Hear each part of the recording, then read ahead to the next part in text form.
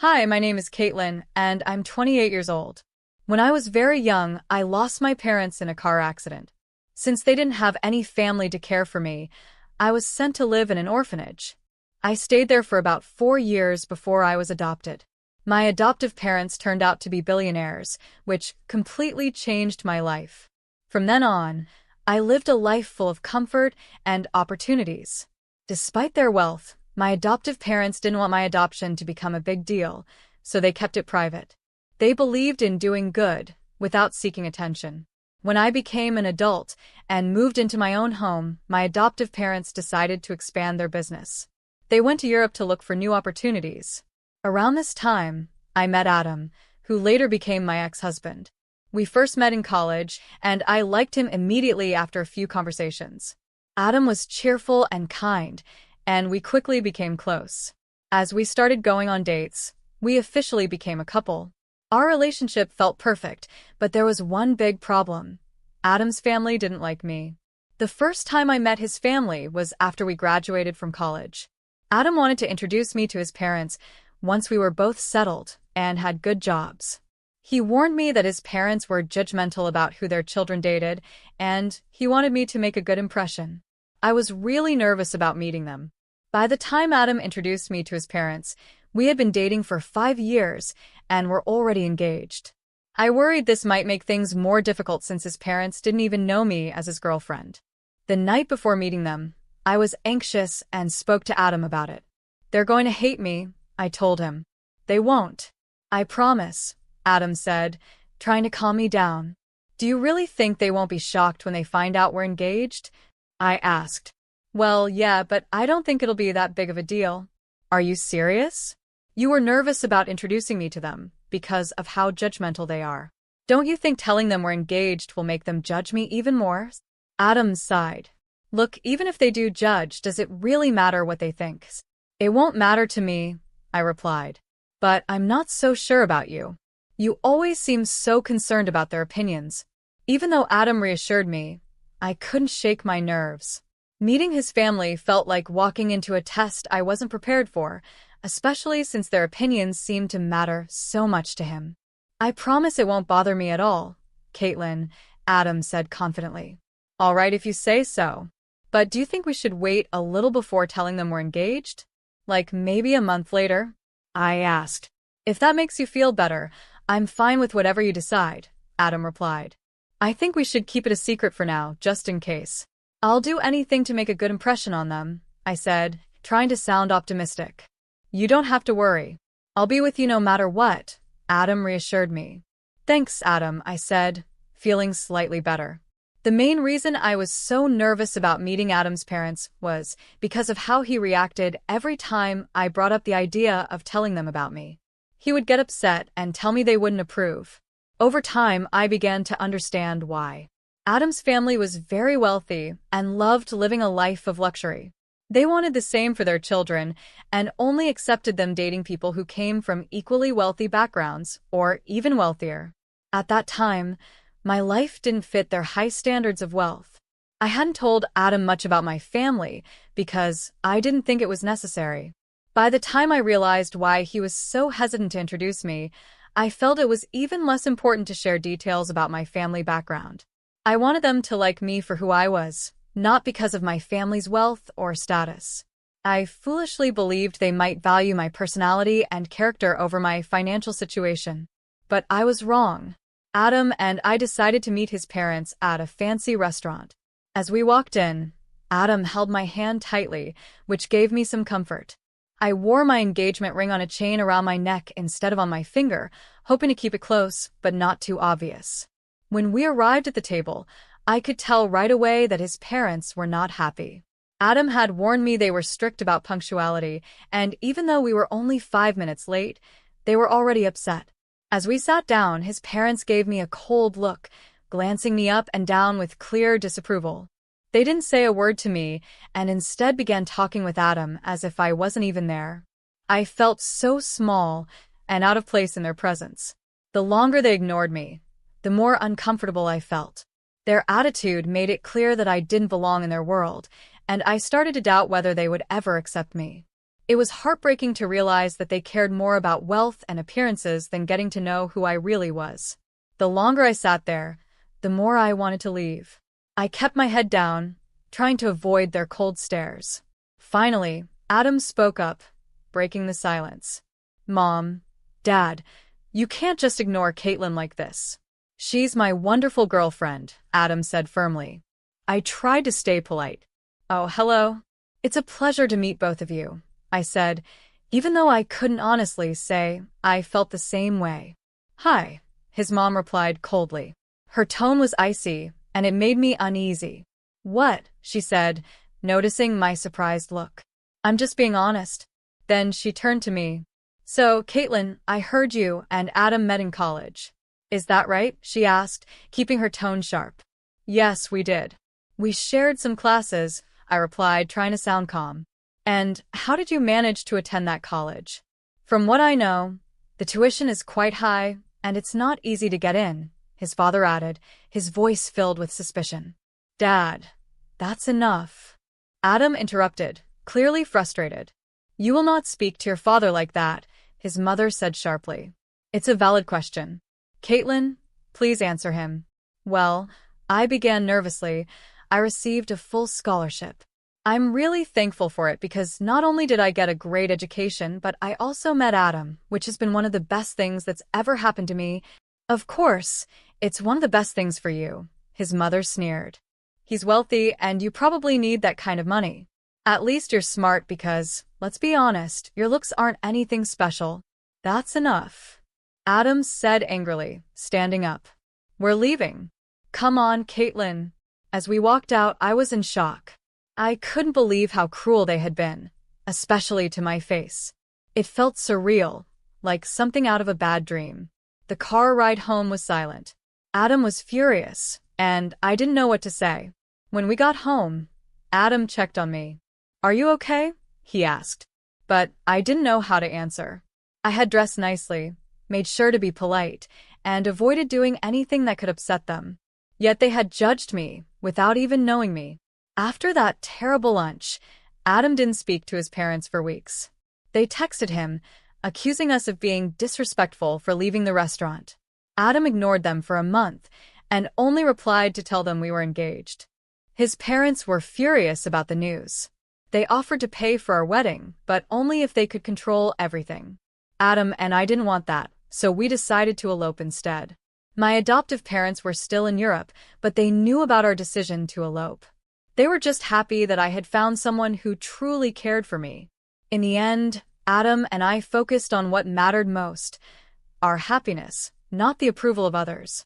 I was happy when my adoptive parents sent Adam and me a gift after our elopement. Adam was surprised when we received an expensive painting from them, but I didn't think much of it. They had plenty of money, so I figured it wasn't a big deal for them. After we got married, Adam and I attended a party hosted by his parents, Jessica and Sam, to celebrate their anniversary. Even though they didn't seem to like me much, I was happy they invited me. I thought maybe this was a chance for things to improve. When we arrived, however, it was clear I wasn't welcome. Being ignored by his parents was one thing, but being ignored by nearly everyone at the party was far worse. No one made an effort to talk to me. I stayed close to Adam, hoping to feel less out of place, but whenever I tried to join a conversation, people would either glance at me, look me up and down, and walk away, or continue talking as if I wasn't even there. By the end of the night, I was holding back tears. I felt humiliated and disgusted by how I was being treated. As the evening was winding down, Jessica and Sam stood up to give a speech. I was tired and wanted to leave, but I stayed because it seemed important to Adam. During their speech, Jessica and Sam thanked everyone in the room for being such a meaningful part of their lives. It was a direct jab at me since they had made it obvious throughout the night that I didn't belong. Then, they started cracking jokes that made the crowd laugh. These weren't innocent jokes. They were clearly aimed at me. I felt crushed. At some point, I couldn't take it anymore. I quietly got up and left the party. I ordered an Uber and cried the entire ride home. When Adam got home later, he seemed upset. Why did you walk out like that? Do you know how embarrassing that was for me? He asked angrily. What are you talking about? I replied, shocked by his tone. Don't play dumb with me, Caitlin. My parents yelled at me after you left, and the guests felt sorry for me because I'm married to you, he said harshly. Are you serious? What about how embarrassing it was for me? The way your parents and everyone else treated me was awful. I shot back. Oh, come on, Caitlin. You could have put up with it for one night. It was my parents' anniversary. For God's sake, he said, clearly more concerned about his parents than about me. I stared at him, unable to believe what I was hearing. Instead of understanding how hurt I was, Adam blamed me for leaving. It made me question everything about our relationship and whether he would ever truly stand up for me. I said to Adam, I was ignored by everyone, and your parents made fun of me during their toast. How can you expect me to be okay with that? I'm not saying what they did was right, he replied. But you could have just gone along with it for one night. I would have talked to them about it afterward. What would that have done for me? I asked, frustrated. I don't like being in situations where I'm humiliated. Everyone was laughing at me. You've never been in that position, so it's easy for you to say it's no big deal. Adam's expression hardened. My parents expect an apology from you, he said firmly. I want one too, I shot back, refusing to back down. I won't apologize unless they apologize to me first. Adam's face turned angry. I see no reason to apologize to you. You embarrassed my family in front of all their guests, and your parents humiliated me, your wife, in front of everyone. I exclaimed. Maybe my parents were right about you, Adam said bitterly. You're impossible, he snapped before heading to the guest bedroom to sleep. I was stunned. Adam was usually the first person to stand up for me, especially when his parents said something hurtful. For me to leave the party should have shown how awful they had made me feel. But this time, it was like he didn't care at all. Adam didn't talk to me for the entire week. Meanwhile, his parents bombarded me with texts calling me ungrateful and an embarrassment. I tried to reach out to Adam, but he refused to respond. Eventually, I decided to apologize to Adam and his parents, even though it felt humiliating. I loved Adam and didn't want this to ruin our relationship. However, things only got worse after that. Adam's parents retired and began hosting family dinners every week. Adam was always invited, and after some time, he brought me along to one of these dinners. I hoped things would be different, but as soon as I stepped into their house, I could tell nothing had changed. Jessica and Sam greeted Adam warmly, but when they saw me, their smiles disappeared. They didn't say hello or even acknowledge me. As the evening went on, the other family members followed their lead.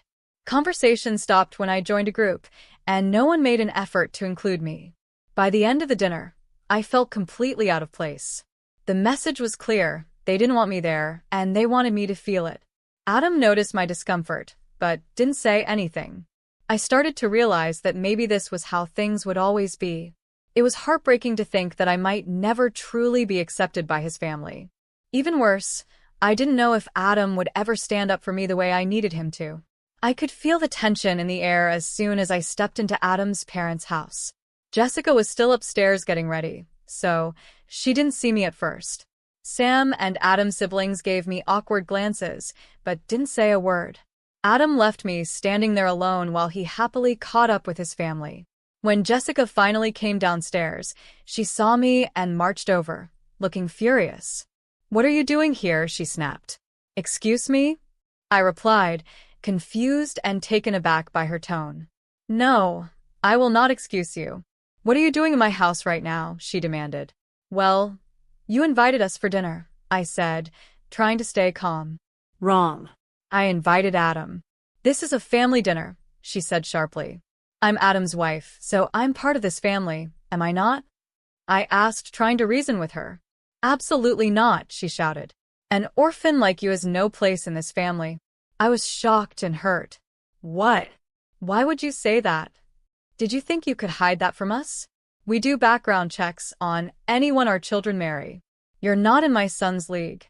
I will never accept you," she said coldly. "Why not? Is that the only thing that matters to you, someone's background?" I asked, my voice shaking. "You're ugly and poor. You'll never fit into our elite circles," she sneered. "Why are you being so superficial? Are you scared I'll ruin your reputation just by being here?" Doesn't it matter to you that I make your son happy? If happiness made someone rich, then everyone would be billionaires. This is why you'll never fit in with us, Jessica said dismissively. Or maybe I don't want to fit in with people like you, I said, trying to hold back tears. You never even gave me a chance. You judged me without knowing anything about me. Jessica didn't even flinch. That's enough. Here's some money. Call yourself an Uber and leave, she said, shoving cash into my hands. I turned to Adam, hoping he would defend me. Instead, he just stood there, saying nothing. His mother smirked and my heart sank. Tears filled my eyes as I turned and walked out, feeling completely crushed. In the Uber ride home, I couldn't stop crying. I didn't understand why Adam had changed so much. Was this his way of making things right with his parents after the party? Whatever it was, it hurt deeply. He let his family insult me and my past, and instead of standing up for me like he used to, he defended them. I wanted to scream, but I knew it would only make me look worse and prove their judgments right. I replayed the conversation in my head, wondering if I had said anything wrong. But I hadn't. I had calmly stood up for myself, yet I was the one being punished. When Adam finally came home, he didn't say anything to me. He just ignored me again. My heart was breaking, and I had never felt so alone. I knew Adam wanted me to apologize again, but I just couldn't do it. Jessica had insulted me in the worst way, and instead of standing up for me, Adam was mad at me for defending myself. If anything, I felt I deserved an apology from him. For the next 3 weeks, Adam and I didn't speak to each other. At first, it was hard, but eventually I got used to the silence. Adam continued going to the weekly family dinners, and I stayed home alone on those evenings. Honestly, I didn't mind. One of those nights, my parents video called me. "Hey, honey," they greeted cheerfully. "Hi, sweetie, how's it going?" my dad asked. "Hey, Dad." "Hey, Mom," I replied. "Things aren't great." "What's wrong, sweetie?" "If you need help with anything, you can always count on us," my mom said kindly. "I don't think this is something you guys can fix, but thanks for offering," I replied. "Where's Adam?" "Isn't he helping?" my mom asked. "That's the thing. He's part of the problem," I admitted. "Oh, sweetie, can you explain what's going on?" my dad asked gently. "Well," I began, "his parents are very wealthy and super snobby." "Oh, I can't stand people like that," my mom said, sounding upset. "Exactly. They think I'm just some poor girl who doesn't live up to their standards or fit into their fancy circles," I continued. "And they've made it their goal to embarrass me every time I see them." "What?" "That's ridiculous," my mom exclaimed, angry on my behalf. "Yeah," I said with a sigh. "The last time I went over, Adam's mom called me an orphan as an insult. She thought it was funny." "That woman," my mom shouted. "How dare she say that about my child? I swear, I'd claw her face off if I could." "Do they even know about us?" "No," I said quietly. "I didn't tell them about you because I didn't want their opinion of me to change just because of our family's wealth. I wanted them to like me for who I really am, not for money." "So, what's Adam doing about all this?" my dad asked, sounding concerned. "Nothing. He's siding with his parents and thinks I was wrong for standing up for myself," I said sadly. My mom took a deep breath. "Honey, are you sure this is the man you want to spend your life with?"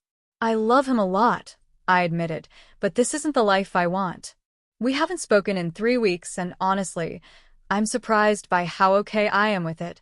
"All right, sweetie," my mom said gently. "I'll connect you with one of my friends over there if you need help. Don't worry, we'll always be here for you." Hearing their support made me feel a little better, but deep down, I knew I had some tough decisions to make. "I think your dad and I might be able to help you get a little sweet revenge," my mom said with a mischievous tone. "Huh? What do you mean?" I asked, intrigued. "Well," she began, "your dad and I are coming to visit next week. We originally wanted to take you and Adam on a vacation, but now we can do a few other things without him." "Really? Oh my gosh, I'm so excited to see you both again," I exclaimed. It felt like a weight had been lifted off my shoulders. For the first time in a while, I felt genuinely happy. We talked for a little longer and my dad began explaining his plan to help me. After some time, He asked where Adam's family dinners were being held. As far as I knew, they alternated between being hosted at Adam's parents' house and at different restaurants. Coincidentally, the week my parents were coming, the dinner was scheduled to be at a restaurant. I needed to find out the exact location to share it with my parents. Thankfully, I had Adam's email on my phone. Jessica and Sam loved sending emails about every little detail, so it wasn't hard to find the dinner's location. Once I had the address, I sent it to my parents. At the same time, my mom's lawyer friend reached out to me, and we started the process of filing for divorce. It was a bittersweet moment, but I knew it was the right step for me.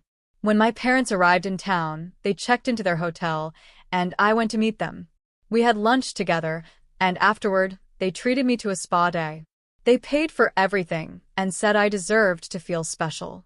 While I relaxed, they began preparing their plan to confront my in-laws. That evening, my parents walked into the restaurant where Adam and his family were dining. According to my dad, when they approached the table, Jessica and Sam whispered nervously to each other, clearly recognizing him. My mom later told me how the conversation unfolded. "Hello," my dad greeted them politely. "Oh my gosh, Mr. Olivier. What brings you here?" Jessica asked, visibly uncomfortable. "I just happened to notice some familiar faces and thought I'd stop by to say hello," my dad replied with a smile. "Familiar faces? Who are you referring to, Mr. Olivier?" Sam asked, trying to act confused. "Well, I see Adam here," my dad said. "Hello, Adam. It's a pleasure to meet you. My daughter has told me so much about you." "Speaking of my daughter, where is she?" "Your daughter?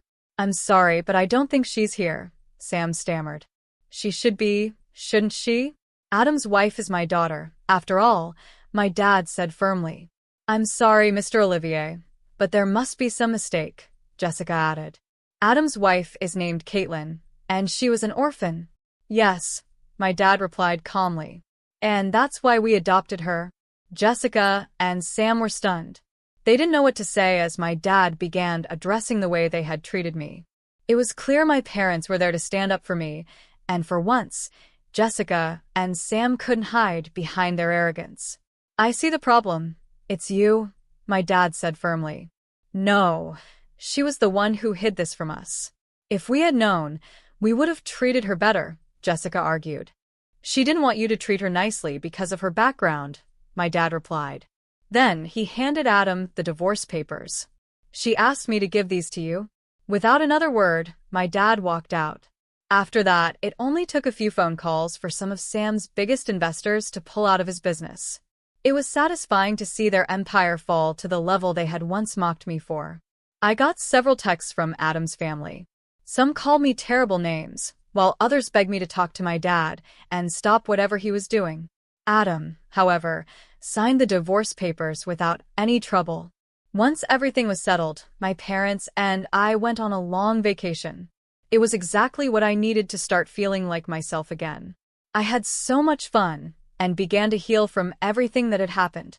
It hurt to lose someone I once loved so deeply, but I learned an important lesson. I need to stand up for myself, no matter what.